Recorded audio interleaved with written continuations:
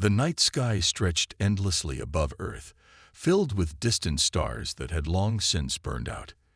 In a hidden laboratory deep within the Nevada desert, Dr. Alan Reeves, a senior scientist at the SETI Institute, leaned forward, staring at his computer screen.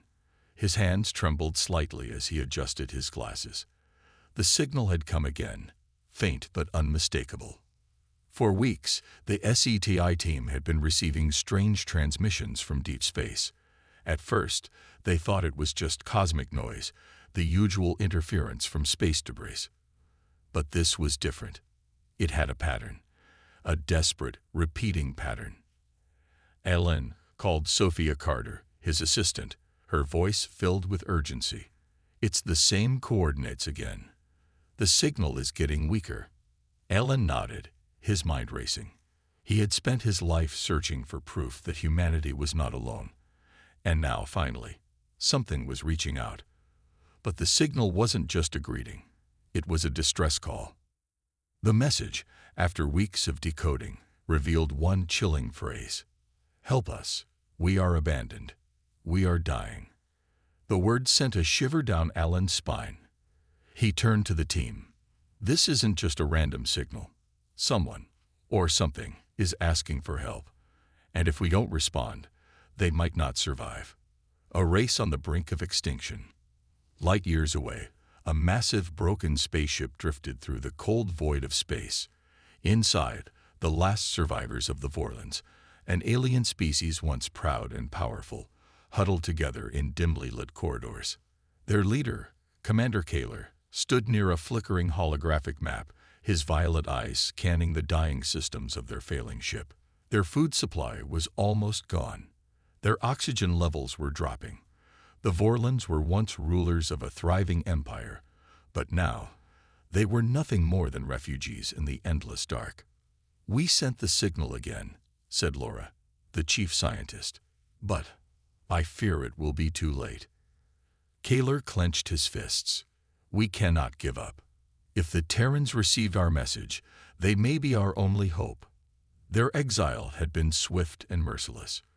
Branded as traitors, they had been cast out from their own empire, their homeworld rejecting them. Now, as their ship slowly fell apart, they faced the terrifying truth. Without rescue, the Vorlons would soon be nothing more than a forgotten whisper in the universe, a decision that could change humanity forever. Back on Earth, Alan took a deep breath. He knew what had to be done. He stood before a panel of government officials, trying to make them understand. "This isn't just another space anomaly," he argued. "This is an intelligent species calling for help. We have to respond." The officials exchanged uncertain glances. "Dr. Reeves, if we bring them here, we could be risking global security," one of them said. "We don't know if they are dangerous." Alan's voice was firm. "And if we ignore them, we let an entire species die. What kind of message does that send about humanity?" Silence filled the room. The decision was bigger than any of them had ever faced. Outside the conference hall, Sophia grabbed Alan's arm. "If they agree," she whispered, "what happens next?" Alan exhaled, staring up at the night sky. "Then we make contact." The world watched in silence. News of the alien distress signal had spread beyond the government's control. Rumors flooded the internet. Some dismissed it as a hoax, while others feared an invasion. But behind closed doors, a team of scientists, military leaders, and world officials prepared for something humanity had never done before. They were going to respond. The message sent to the stars. Dr. Alan Reeves sat in the SETI control room, fingers hovering over the keyboard. His team had spent days crafting the perfect response. Simple, clear, and cautious. They didn't know what the Vorlons truly wanted, but if there was a chance to help, they had to take it. His voice was steady as he read the final transmission aloud. "We hear your call. Who are you? What do you need?" Sophia Carter, standing beside him, held her breath. The signal was sent. Now, all they could do was wait. Hours passed. Then a blinking light appeared on the screen. They responded. A technician whispered. Alan's heart pounded as the text translated before their eyes. "We are Vorlons. We are dying. Please, save us. A race against time." Light years away, aboard the dying Vorlon ship, Commander Kaler and his people clung to hope. For the first time in years, someone had answered. Laura, the chief scientist, analyzed the response. "Their technology is primitive compared to ours," she said, "but their signal is strong. They are listening." Kaler's voice was grim. "Then we must tell them everything." The next message they sent to Earth contained their story. The Vorlons were once a mighty race, part of a vast empire spanning the stars. Their leaders became ruthless, expanding through war and destruction. Kaler and his followers rejected this cruelty, choosing peace instead of conquest. For this, they were exiled, their ships destroyed, their homeworld refusing to let them return. Now, with no fuel, no resources, and no allies, they were drifting toward extinction. Their final plea was simple. "We ask only for a place to survive. We are not your enemy. Please, do not leave us to die." Humanity's greatest gamble. Alan stared at the screen, his mind racing. This was no ordinary first contact. This was a moral dilemma. Bringing an alien species to Earth was a risk. Governments feared the unknown. What if the Vorlons were lying? What if their enemies came looking for them? At a secret meeting, military officials debated the dangers. "If we take them in, we could be making enemies with whoever exiled them," one general warned. "But if we ignore them," Alan countered, "we let an entire species die. What kind of people does that make us?" The room fell silent. Finally, the President of the United States leaned forward. "Prepare a team," he said. "We're bringing them home." The journey begins. Days later, a fleet of modified space shuttles launched into the unknown. Their destination, the Vorlon ship. Humanity had made its choice, but they had no idea what was waiting for them beyond the stars. The spacecraft Odyssey 1 glided through the emptiness of space, its thrusters burning softly as it approached the coordinates of the alien distress signal. Inside, Commander Ryan Cole, leader of the first contact team, stood by the main viewport, staring at the massive, broken ship ahead. It was a haunting sight. The Vorlon vessel was unlike anything humanity had ever seen. Dark, enormous, and silent, its surface covered in deep scars from old battles. Flickering lights dotted its structure, weak and struggling, as if the ship itself was gasping for life. "This thing looks like a ghost ship," whispered Lieutenant Harris, gripping his harness. Ryan nodded. "Stay sharp. We don't know what we're walking into." Back on Earth, Dr. Alan Reeves and his team monitored the live feed from Mission Control. Every breath, every movement on that ship could change the course of history.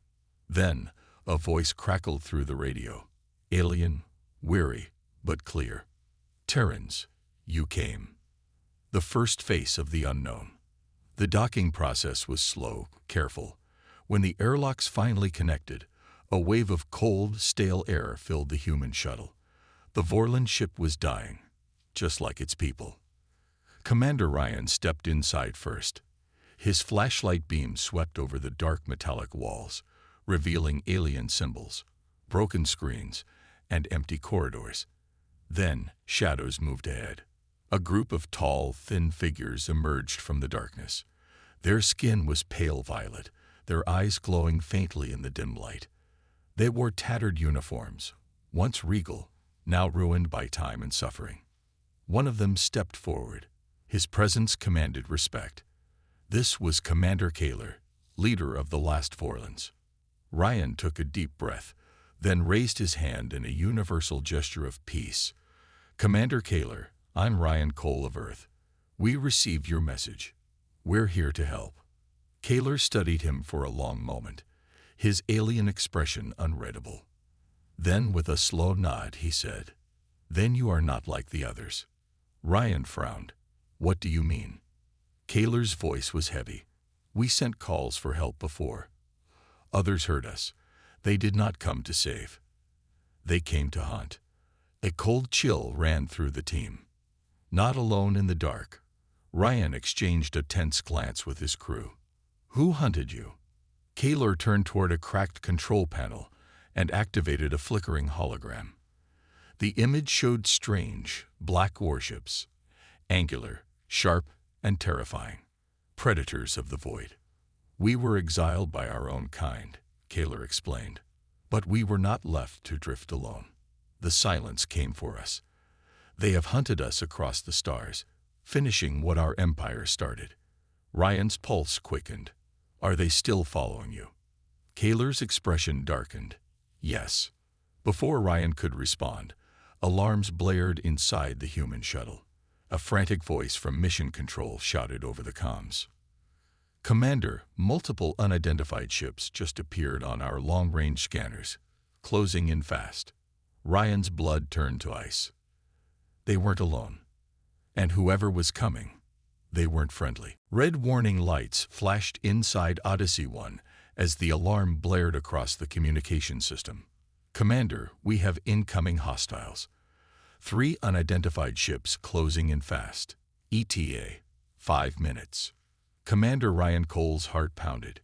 He turned to Kaylor, whose glowing violet eyes were locked on the hologram of the approaching ships. The silence had found them. Ryan gritted his teeth.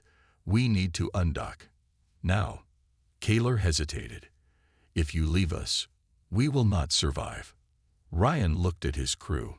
They had a choice: abandon the Vorlons and escape, or risk everything to save them. He took a deep breath. We don't leave people behind. Preparing for battle, Ryan activated his comms. Mission Control, we are staying. Prep the defense systems. We need backup. Dr. Alan Reeves, back on Earth, clenched his fists.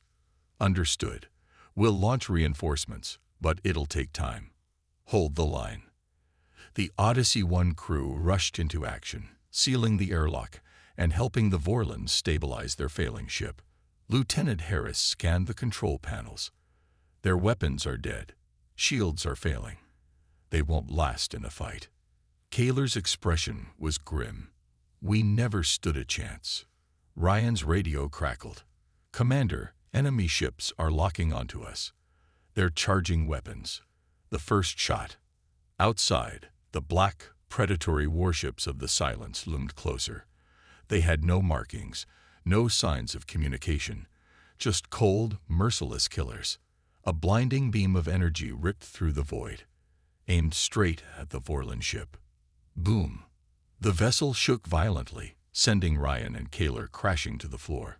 Sparks flew as metal groaned under pressure. Shields are down, Harris yelled. One more hit, and they're finished. Ryan's mind raced. He had one last gamble. He turned to Kaylor. Can you still fly this ship? Kaylor hesitated. Not far. Ryan's jaw tightened.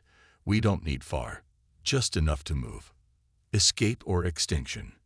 Ryan activated the human ship's thrusters, rotating it to face the attackers. He opened all communication channels, speaking directly to the silent ships. This is Earth Command. You're attacking an allied vessel under our protection. Stand down, or we will respond with force. Silence. Then, another energy blast, missing by inches, a warning shot. Ryan's hands clenched into fists. They weren't negotiating. Enough of this, Kaylor growled. He limped to a control panel, slamming his hand onto a hidden switch. The Vorlon ship hummed to life, what little power it had left surging through its failing systems. Kaylor looked at Ryan. Hold on. The ship's engines flared, pushing it forward just as another blast tore through the space where it had been. The Silence had missed, just barely. Ryan's crew worked fast, locking the two ships together with emergency docking clamps. They weren't escaping separately. They were escaping together. Mission Control, Ryan shouted into the comms. We need coordinates for emergency jump. Dr. Reeves' voice came through. Sending now. Get them out of there. Ryan punched in the coordinates. Everyone, brace for jump. Into the unknown. The Vorlon ship trembled, its engines barely holding. The silent ships closed in, weapons glowing. 1 second. A final energy blast surged toward them, too fast to dodge. 2 seconds. The jump drive engaged. A blinding flash of light engulfed them. 3 seconds. The silence's attack reached them, but they were gone. A blinding flash of light consumed the Vorlon and human ships as they jumped through space, escaping the deadly grasp of the silence. Then, darkness. Commander Ryan Cole felt his stomach twist as the ship re-emerged in normal space. The violent jump had pushed the failing Vorlon vessel to its limits. Warning sirens blared, and flickering lights barely illuminated the interior. "Status report," Ryan shouted, gripping the nearest console. Lieutenant Harris checked the readings. "We're in an uncharted system. No planets nearby. The Vorlon ship is barely holding together." Kaler, still weak from exhaustion, forced himself upright. "We cannot stay here. If the silence can track us, they will come." Ryan nodded. "Then we find a way to move." But the worst news was yet to come. A desperate situation. Dr. Alan Reeves, watching from mission control on Earth, pulled up the live diagnostics. His heart sank. "Ryan," he said over the radio, "the Vorlon ship won't survive another jump. Their engines are failing. If they don't land somewhere soon, they'll break apart." Sophia Carter, standing beside him, looked at the readings. "And there's something else. Commander, our long-range scanners picked up something strange." Ryan frowned. "Strange how?" Sophia hesitated. "There's a structure nearby. A station. It's not natural." The room fell silent. Kaler's eyes widened at the mention of a station. "If it belongs to my people, we may find supplies. If it belongs to the silence, we are already dead." Ryan exhaled sharply. "No choice. Set course for the station," he ordered. "Let's find out who's waiting for us." The station in the dark. As the two ships drifted closer, the station loomed before them. A massive, ancient structure, half destroyed, floating in the void. It was clear from the wreckage. A battle had taken place here long ago. "Doesn't look active," Harris muttered, "but that doesn't mean it's empty." Kaler's voice was low. "I have seen this place before." Ryan turned to him. "What is it?" Kaler's expression darkened. "A graveyard." Ryan's pulse quickened. Something felt wrong about this place, but they had no choice. They had to go in. The Vorlon and human ships drifted toward the station, their lights cutting through the endless darkness of space. The structure was massive, a floating relic half consumed by time and destruction. Inside Odyssey 1, Commander Ryan Cole stood at the viewport, studying the station's surface. No signs of life, no transmissions, just cold, lifeless metal. "This place gives me a bad feeling," Lieutenant Harris muttered. Ryan exhaled. "Bad feeling or not, we don't have a choice." He turned to Kaler. "You said you've seen this place before. What is it?" Kaler's violet eyes locked onto the station. "A forgotten war." Ryan frowned. "Explain." Kaler's voice was heavy. "This station belonged to the old Vorlon Empire. It was abandoned after an experiment. Asterisk, asterisk, his gaze darkened. One that should have never been made. Asterisk, asterisk. Ryan stiffened. "What kind of experiment?" Kaler hesitated, but before he could answer, a voice crackled through the comms. "Commander, we're picking up movement inside the station." The docking bay. The two ships approached a massive docking bay, its entrance frozen open. No force fields, no guards, no defenses. It was as if whoever was here vanished. The human and Vorlon teams suited up, preparing for the worst. Ryan led the team, followed by Kaler and a few of his strongest warriors. Their boots clanked against the cold metal floor as they stepped inside. The station's interior was a graveyard, damaged halls, shattered control panels, and flickering lights. No bodies, no signs of struggle, just emptiness. "This place is ancient," Harris whispered, sweeping his flashlight across the ruined walls. Kaler knelt by a broken console, his fingers brushing over the faded insignia of the Vorlon Empire.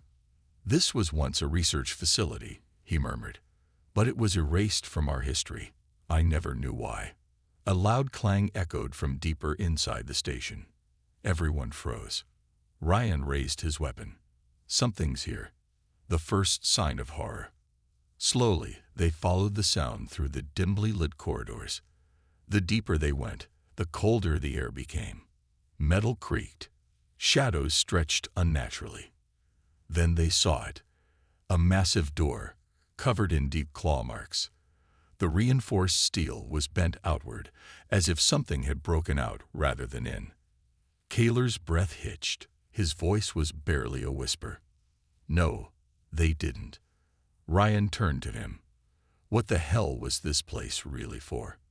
Kaler swallowed hard. The Vorlon Empire was dying. "We sought a way to evolve, to become something greater." His voice trembled. "We tried to control something we didn't understand." Harris tensed.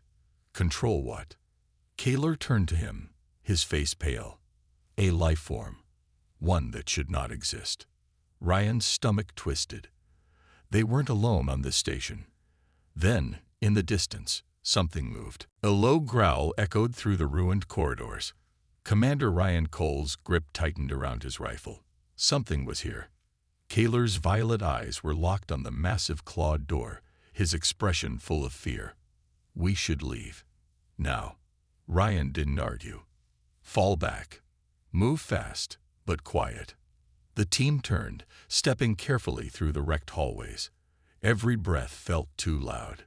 Every step felt too slow. Then, a scraping sound behind them. Ryan spun around. The shadows shifted, moved. A single light flickered overhead, revealing a shape at the far end of the corridor. It wasn't Vorlon. It wasn't human. The creature was tall, unnatural, its body twisted and elongated, with pale, stretched skin that barely clung to its frame. Its fingers ended in razor-sharp claws, and its sunken, glowing eyes locked onto them with pure, primal hunger. Harris whispered in horror, "What the hell is that?" Kaler's voice was barely audible. "The experiment. Run or die." The creature moved. Fast. Ryan barely had time to react. "Run." The team sprinted through the corridors, boots slamming against metal. Behind them, the monster's inhuman screech tore through the silence. Bang. Bang. Bang. Ryan fired over his shoulder. The bullets hit, but the creature didn't stop. It was too fast. Too strong.